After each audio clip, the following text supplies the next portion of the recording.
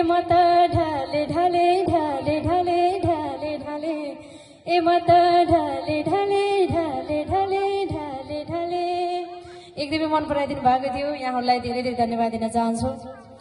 करिब करिब 70 मिलियनले हेरिदिइसक्नु भएको छ युट्युबमा।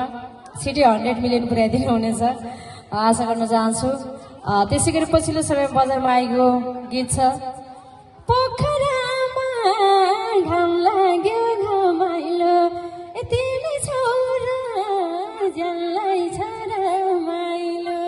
यो गीत पनि धेरैले मन पराइदिनु भएको थियो र एउटा पञ्चे बाजाको गीत यहाँले अत्यन्तै मन पराइदिनु भएको थियो। यसरी फुल सिराको मेरो मायालु गुलुमी तेराको यो गीत पनि यहाँले एकदमै मन पराइदिनु भएको थियो। यहाँले सुन्नुभएका नसुन्नुभएका मैले केही गीतहरू यहाँ गाउनेछु। एकैछिनपछि हाम्रो बेहुला बेहुलीलाई पनि नचाउनेछौँ हामीले। अब चाहिँ मैले ढले ढले गाउन चाहन्छु। ढले ढले बजाइदिनु होला। सबैजना अगाडि आएर नाचेर साथ दिनु होला।